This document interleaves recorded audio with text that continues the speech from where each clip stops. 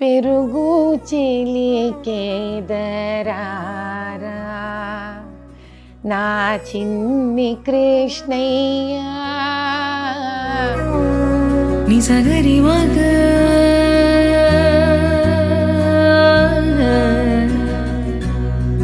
నిజగరి పా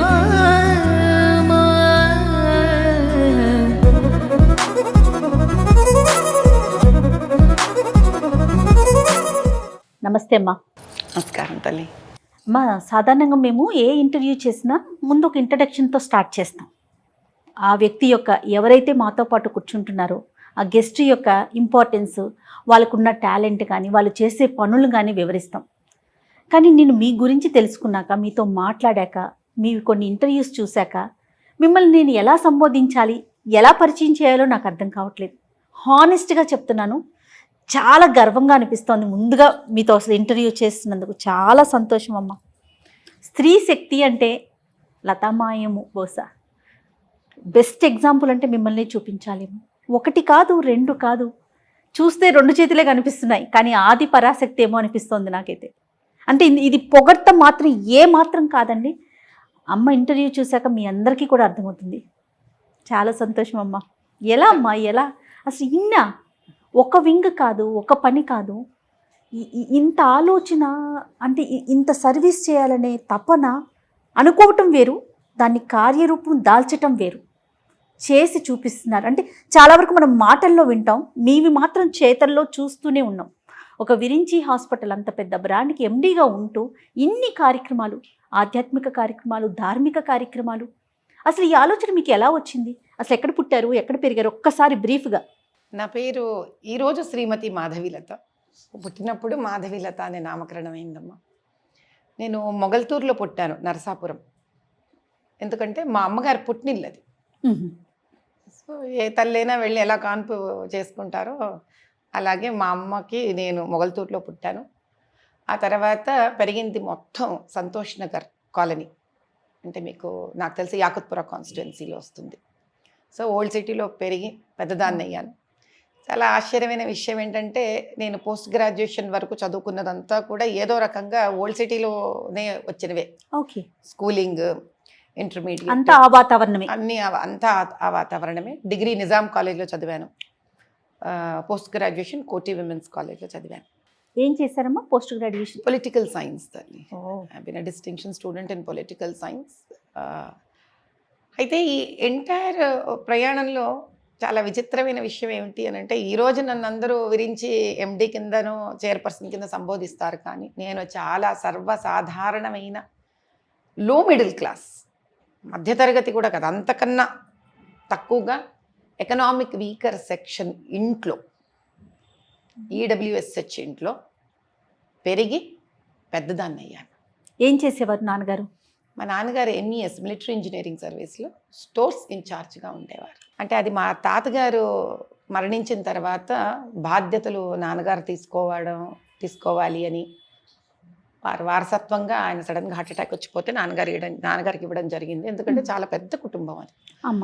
సో మాదొక చిన్న ఈడబ్ల్యూఎస్హెచ్ ఇల్లు. అందులో మాకు మా మేనత్తలు, మా చిన్నాన్నలు, మా నాన్న, అమ్మ, మేము పిల్లలు నలుగురు కాకుండా. మీరు సంతానం నలుగురమ్మా? ఇద్దరు, అంటే మా తమ్ముడు, నేను, మా అమ్మ, మా నాన్నగారు, ఇక్కడ నలుగురు. మళ్ళీ మా మేనత్తలు, మా చిన్నాన్న, మా నాన్నమ్మగారు, మా నాన్నవారి నాన్నమ్మగారు, ఎంతమంది ఉండేవాళ్ళం. కాదమ్మా, ఇప్పుడున్న పరిస్థితుల్లో మిమ్మల్ని చూస్తే ఆవిడకేంటి విరించి ఎండి, ఎస్, అసలు ఆవిడకి బాధలు తెలుసా, కష్టాలు ఉంటాయా, ఏం తెలుస్తుంది, పడే వాళ్ళకి తెలుస్తుంది, ఇలాంటి క్వశ్చన్స్ మనం వింటూ ఉంటాం. నిజంగా ఆకలి బాధ మీకు తెలుసా? మీరు పడ్డారా, అనుభవించారా? మీరు ఆకలి చెప్తారు, నేను పావల కూడబెట్టడానికి నిజాం కాలేజ్ నుంచి కోటి వరకు నడుచుకుంటూ వెళ్ళిపోయేదాన్ని. ఎందుకు? ఆ 25 పైసా కనుక నాకు 5 రోజులు కూడబెట్టుకుంటే ₹1.25 నేను నిజాం కాలేజ్కి వచ్చేయచ్చు బస్ టికెట్. నేను ఒక్కదాన్నే రూట్ బస్ పాస్లో డిగ్రీ లెవెల్లో కూడా వెళ్ళింది నేను ఒక్కదాన్నే. అందరికీ బైకులు అవి ఇవి నిజాం కాలేజీలు అంతా జమాజట్టిగా ఉండేవాళ్ళు అందరూ. నేను ఒక్కదాన్ని. నేను ఫ్రెండ్స్తో ఎప్పుడు బయటికి వెళ్ళి అప్పుడు బేకరీ స్టైల్ చాలా ఉండేది, పఫ్స్ తినడం. అవును. అప్పుడు అంతా అది చిన్న చిన్న చిన్న చిన్న బేకరీలు కొత్తగా వచ్చింది, మన కేకులు తినడం, ఇది అప్పుడు స్టైల్ అది. నేను ఎవరితోనే వెళ్ళి తినేదాన్ని కానీ, ఎందుకని ఈరోజు డబ్బులు అయిపోతాయన్నా. ఈరోజు నేను తింటే రేపు నేను పెట్టాలి కదా.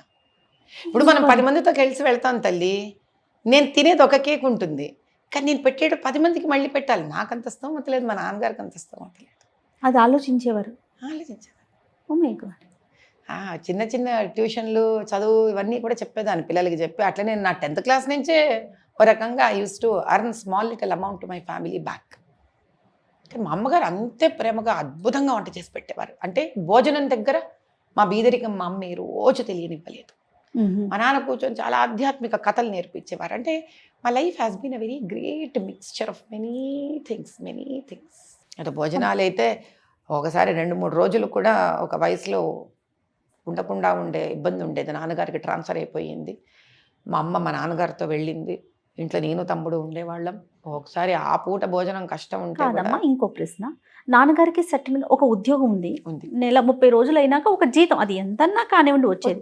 అంటే సభ్యులు ఎక్కువ అవటం వలన చాలకపోవటం అనేది ఉండేదా? 2 విషయాలు ఉన్నాయి ఇక్కడ. అమ్మా, ఆయన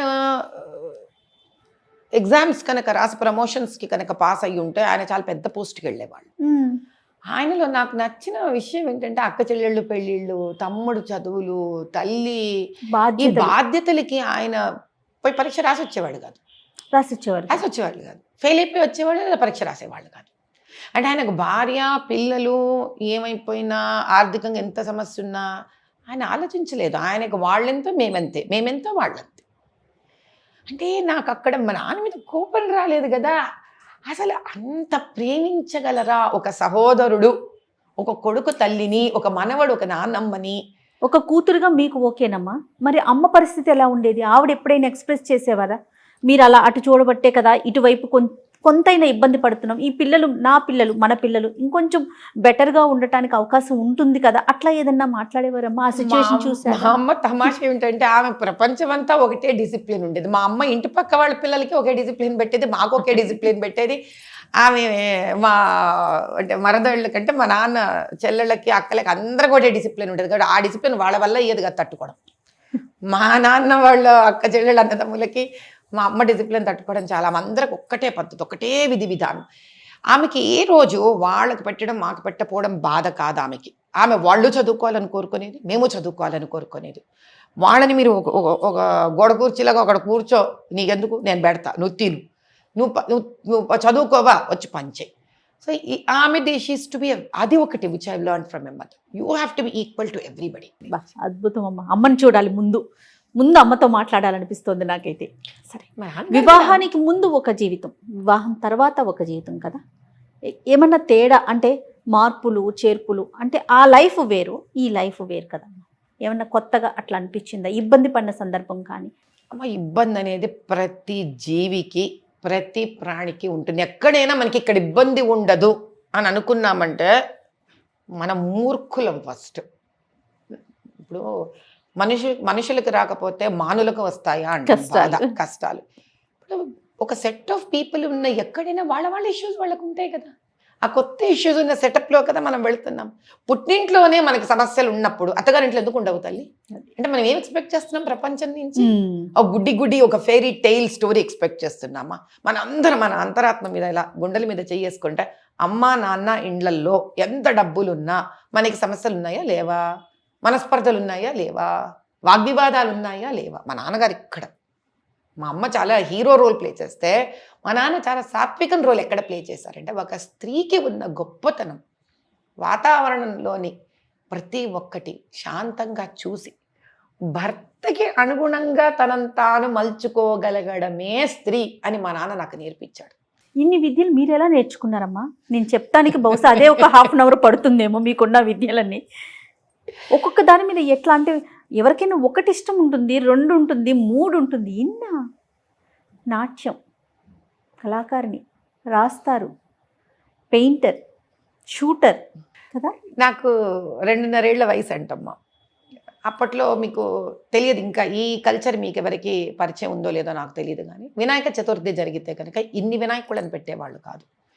ఓ పెద్ద 2-3 కాలనీకి ఒక్క వినాయకుడు ఉండేవాడు. రోజు రాత్రి ఆ రీల్ వేసి తెల్లటి పరదా వేసి సినిమా వేసేవాళ్ళు.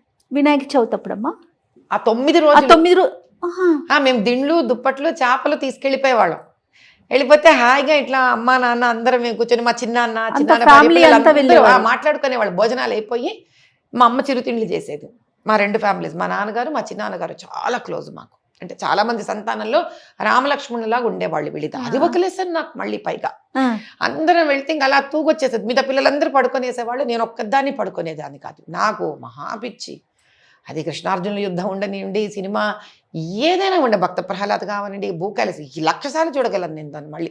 అంటే ప్రతిసారి ఏదో కనిపిస్తూ ఉంటుంది నాకు. అంటే ఆ భగవంతుడన్నా అప్పటి తత్వం అన్నా నాకు అంత ప్రాణం. అంటే వాళ్ళేం కష్టాలు పడలేదా, అందరు భక్తులు కష్టాలు పడ్డారు. అయినా what is that motivated them to stand by ధర్మ అనేది ఎప్పుడు in search, I was always in search of that. అది ఒక పాళ్ళుంటే ఏదో ఒక రోజులలో వీళ్ళు మ్యూజిక్ పెట్టేవాళ్ళు. అప్పట్లో కూడా పాటలు పాడేవాళ్ళు ఆర్కెస్ట్రాలు. నేను ఒక 2.5 ఏళ్ల వయసు అంట. నేను ఎవరో డాన్స్ ఏదో తెలియదమ్మా నాకు, ఇది మరీ 2.5 ఏళ్ళు, 2 years 7 months, I don't no. మా నాన్నగారు చెప్తే నాకు ఇది గుర్తు. మా నాన్నగారు తొడ మీద పడుకున్నానంటే ఇట్లా. అదేదో పాట వినంగానే నేను నిద్రలో టక్కన లేచి I started dancing where ever I was. వెంటనే ఆ స్టేజ్ మీద ఆర్గనైజర్స్ చూసి నన్ను తీసుకెళ్ళి స్టేజ్ మీద నిలబెట్టి ఇచ్చేసాను. And I danced for the entire song apparently. మా నాన్నమ్మ ఇంక ఇంత లయం ఉండడం అంటే ఆ పాటకు తగ్గ రిథం ప్రకారం కాలు బీట్స్ కానీ, హ్యాండ్ మూమెంట్స్ కానీ, ఎక్స్ప్రెషన్ కానీ, హెడ్ మూమెంట్ కానీ ఉండడం. My father is a fantastic artist. ఆయన ఎంత చక్కగా పాడతారు. ఆ రోజు నుంచి మా నాన్న వాళ్ళ నానమ్మ గారి దగ్గర నేర్చుకున్న పాటలు అంటే మీకు యశోద ఒక పాట ఉంది, పెరుగు చిలికేదరారా నా చిన్ని కృష్ణయ్య వెన్న పెట్టేదరారా. ఇది చాలా పాత పాట, చాలా మందికి తెలిసి ఉండకపోవచ్చు ఈ పాట. అయితే నాకు కరెక్ట్గా 4 ఏళ్ల 10 నెలలు రవీంద్ర భారతిలో, అంటే ఇక్కడి నుంచి ఒక స్థాయికి వచ్చాను అనుకోండి. ఆల్రెడీ నేను డాన్స్ స్టేజ్ ఎక్కడం, డాన్స్ పర్ఫార్మెన్స్ చేసేయడం, మా నాన్న పాట పాడితే ఈ స్థాయికి వచ్చేసాను. అప్పుడు నాగేశ్వరరావు గారి కింద ఆడియన్స్లో కూర్చొని ఉన్నారు. ఏఎన్ఆర్ గారు, వరలక్ష్మి గారు, వీళ్ళందరూ కూర్చున్నారు కింద గెస్ట్లు వాళ్ళు. అయితే నేను ఆ వెన్న పెట్టేది రారా అని 4 ఏళ్ల 10 నెలల అమ్మాయి నేను కృష్ణుడికి పెట్టిన ఘట్టం అంతా ఆయన నన్ను పిలిపించుకొని ఇలా తొడ మీద కూర్చోబెట్టుకొని, ఏంరా తల్లి నాతో హీరోయిన్గా వేస్తావా అని అడిగారు.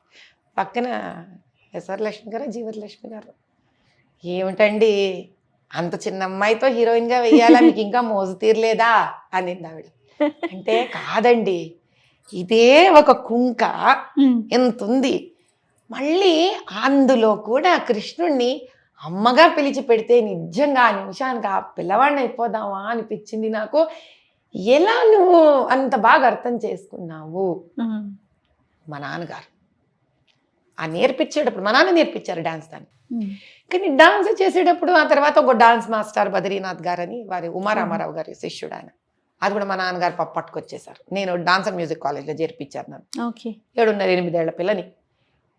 ఆ డాన్స్ క్లాస్ తర్వాత చాలా దూరం అయిపోయేసరికి మా కాలనీలోనే ఒక చిన్న క్లాసు ఏర్పాటు చేయడం, ఇవన్నీ మా నాన్న పెట్టినప్పుడు మా ఇంటి నుంచి ఆ డాన్స్ క్లాస్కి వెళ్ళేంత దారిలో నేను ఆ డాన్స్ పాటలు పాడుకుంటూ వెళ్ళాను.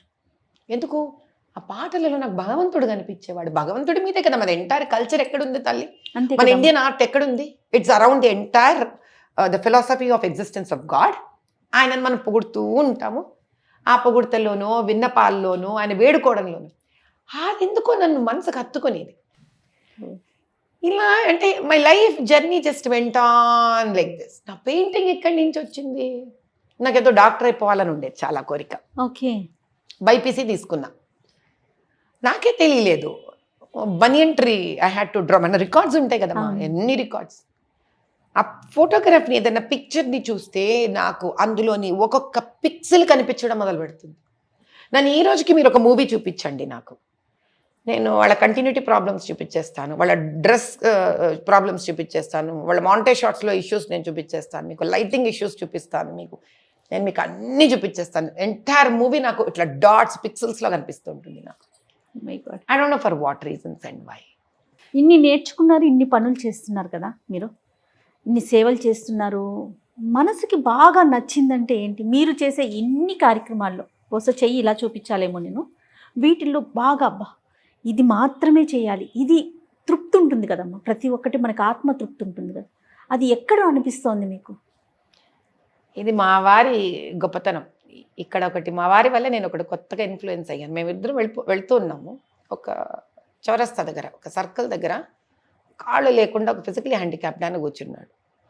మా వారు ఇంకా కట్ట ఓపెన్ చేస్తే ఇంక ముందు వెనక ఆలోచించుకోరు. నేనన్నా అలా వెయ్యొద్దండి, దాని బదులు ఏదన్నా కొనివ్వండి వాడికి, ఏ వీల్ చైరో ఏదో అంటే, అది చేద్దాంలే. ఇలా అంతా ఇచ్చేస్తే ఇంకొక వాళ్ళు అదే అలవాటు అయిపోతుంది. అయితే ఏమవుతుంది, ఇంక వినరు. ఆయన ఏం నిర్ణయించుకున్నారో అది చేసేస్తారు. నాకన్నా ఆయన చాలా సాత్వికంగా కనిపిస్తారు కానీ వినరు. అంతా ఇచ్చేసాక ఆడవాళ్ళకి జనరలీ మనం చాలా క్యాలిక్యులేటివ్గా ఉంటాం. ఏదన్నా మేనేజ్మెంట్, మన ఫైనాన్షియల్ మేనేజ్మెంట్, టైం మేనేజ్మెంట్, ఇవి మేనేజర్స్ యాక్చువల్లీ. మగవాళ్ళకే సరిహద్దులు ఉండవు, స్త్రీకి తెలుసు సరిహద్దులు. తెలుసు అనడం అంటే ఎందుకు అంటున్నానంటే ఆ సరిహద్దుల వల్లే కుటుంబానికి సరిహద్దులు డ్రా చేయగలుగుతున్నాం. Exactly, that is where I say man and women have to complement each other. ఇంకా నేను చాలా కోపంలో ఉన్నాను, వినలే కదా చెప్పిన మాట, ఇది చాలా ఏళ్ల క్రితం. అప్పుడు చెప్పారు, నేను వాడికి వేస్తున్నది ఆ వ్యక్తిని ఆనందపరచడానికి కాదు, నా స్వార్థానికి అన్నారు. మీ ఇచ్చేవాడికి స్వార్థం ఏంటంటే, ఇప్పుడు అంతా ఇచ్చేశాక నా దగ్గర ఏం లేదు కదా, నేను బీదవాడిని అడక్క తినేవాడిని ఆ నిమిషానికి అయ్యాను కదా, అమ్మయ్యా, అది ఎంత పెద్ద తత్వం అండి అసలు. అది దానివల్ల ఏమొచ్చింది, నాకు హ్యాపీనెస్, ఆయన అనేది నాకు ఆనందం, సాటిస్ఫాక్షన్, తృప్తి, ఆనందం వచ్చింది. వాడి మొహంలో స్మైల్ వచ్చింది. అంటే దాని అర్థం ఏంటి, నీ చుట్టూరా ముఖం మీద అలా స్మైల్ ఉన్నవాడు జెన్యున్గా ఉన్ననాడు నీవు నిజంగా జెన్యున్గా హ్యాపీగా ఉంటావు. That is the selfishness one has to inculcate in them. అది నాకు కావాలి. దొరుకుతుందా మీకు? నాకు నిజంగా ఆనందం దొరికింది కాదు, దొరుకుతూ ఉంది. కాబట్టే మీరు నన్ను ఈరోజు పిలిచారు ఇక్కడికి. మీరు చేసే చాలా కార్యక్రమాల్లో చారిటబుల్ ట్రస్ట్ గురించి డెఫినెట్గా మనం మాట్లాడుకోవాలి. ఎందుకంటే 1008 మందికి 1008 మందికి ఫ్రీగా డెలివరీ చేయాలని డిసైడ్ చేసుకున్నారు. అసలు ఈ ఆలోచన ఎందుకు వచ్చింది? అసలు డెలివరీ ఫ్రీ చేయటం ఏంటి? ఈ థాట్ ఎక్కడొచ్చింది? ఎక్కడైనా మీరు ఇన్స్పైర్ అయ్యారా? చారిటబుల్ వర్క్స్ అనేది నా చిన్నప్పటి నుంచి ఉన్న అలవాటే. Somehow wanted to work for old city. దానికి ఒక అద్భుతమైన ఒక కారణం ఉంది. Some other time we can talk about this. ఈ రోజుకి మనకు ఉన్న కారణం ఏంటంటే, ఒక రోడ్డు అమ్మ డిసైడ్ చేస్తుంది, ఇటుపక్క వాడు అద్భుతంగా బతుకుతాడు, అటుపక్క వాడు భయంకరంగా బతుకుతాడని. స్కూల్ ఉండవు, క్లెన్లీనెస్ ఉండదు, మళ్ళీ భక్తి, కఠోరమైన భక్తి. అలా ఈ భక్తి కూడా ఎలా చూపించాలో కూడా తెలియదు వాళ్ళకి, కానీ కఠోరమైన భక్తి. అటువంటి వాళ్లకు సేవ చెయ్యాలి అనే ఒక ఆలోచన అమ్మవారి రూపేణ నాకు కలగడం నా అదృష్టం. మొదలుపెట్టింది ఎవరికి మొదలుపెట్టాను? ముస్లిం లేడీస్తో మొదలుపెట్టా. నాకు తెలిసి సుమారు 1000 ఇండ్ల ఆడవాళ్లతో నేను ఇంటరాక్ట్ అయిన తర్వాత ఎలా వెళ్ళేదాన్ని, ఒక రేషన్ కిట్ తీసుకుని వెళ్ళేదాన్ని. నెల రోజులు భోజన సామాగ్రితో వెళ్ళేదాన్ని వాళ్ళ ఇండ్లకి. అక్కడ ఒక 20-30 మంది ఆడవాళ్ళు కూర్చొని ఉంటే వాళ్ళ బాధలు వినడం. ఎందుకంటే నేను ఒక తల్లిని కదా, ఒక తల్లిని కలవడానికి వెళుతున్నాను. నేను ఉత్త చేతులతో వెళితే వాళ్ళకి ఏమొచ్చినట్టు, నా విన్ని నేను ఏం ఆదుకుంటున్నట్టు.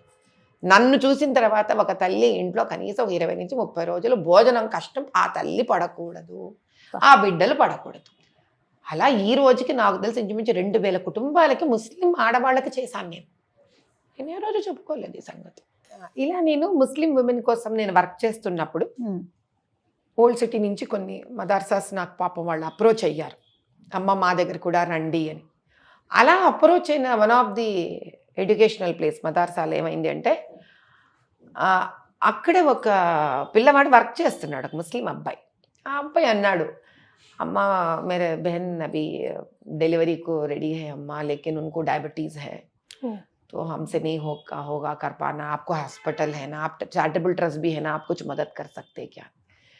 ఆ నిమిషంలో నేను అడిగాను, ఏం చేస్తుంటుంది అమ్మాయి అంటే, దుబాయ్లో నుంచి వచ్చింది. మరి ఆ మొగుడు ఉన్నాడు కదా, అతనికి స్తోమత ఉంది కదా అంటే, ఐసా నీ అమ్మ పెళ్లి డెలివరీ మైకేకు కర్నా పడతానా. అదే కదా సనాతన ధర్మం.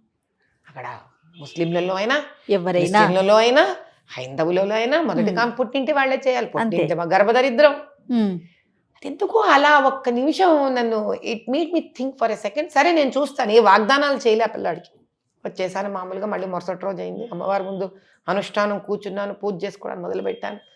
పూజ మొదలు పెట్టంగానే I felt there was an inner voice that was talking to me. నాలో ఒక సౌండ్, ఒక వాయిస్ ఏమిటి అని అంటే, 1008 నామాలు ఉన్నాయి నాకు, లలితా సహస్రనామంలో ఏదో పూజలు చేస్తారు, నువ్వు ఏదో చేస్తూ ఉంటావు, ఏమిటో ఆ కుంకుమ వేస్తే ఏమొస్తుంది నాకు, పూలు వస్తే ఏమొస్తాయి నాకు, కానీ ఆ మొదటి నామం శ్రీమాత అని వస్తుంది కదా. శ్రీమాత అంటే ఎవరు? స్త్రీలోని మాతృత్వమే కదా. ఆ మాతృత్వం ఆనందప్రాయమైంది కదా. కానీ అటువంటి ఆనందప్రాయమైన స్థితిని బీదరికంలో ఆనందం ఎక్కడ కనిపిస్తుంది? గడుపుతూ ఉందని విన్నప్పుడు ఆనందం ఉంటుంది, కానీ ఆ డెలివరీకి ఇంటికి వచ్చేసరికి గర్భధరిత్రంలో ఏం చేస్తున్నారు? బయట ప్రైవేట్ హాస్పిటల్స్ ఉంటాయి, గవర్నమెంట్ హాస్పిటల్స్లో క్యూలు పెద్దగా ఉంటాయి.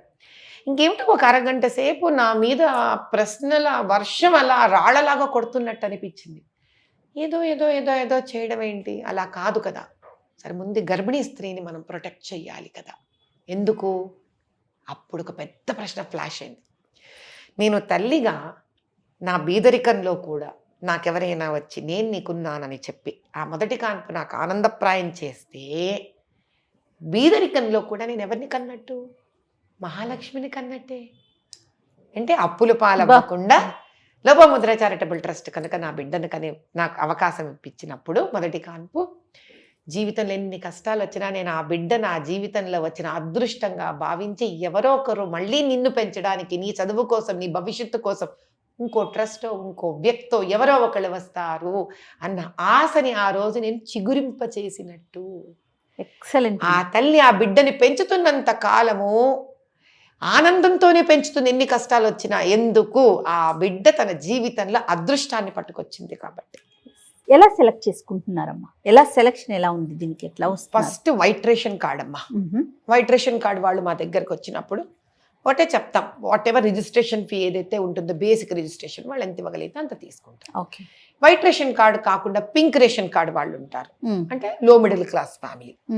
వాళ్ళు ఏమి ఇవ్వగలిగితే అది ఇస్తే, ఆ పైన ట్రస్ట్ ఏది వేసుకోగలిగితే అది వేసుకొని మేము విరించి హాస్పిటల్లో కాన్పులు చేయించుకుంటాం. విరించి అంటే నాకు ఒకటి గుర్తొచ్చింది.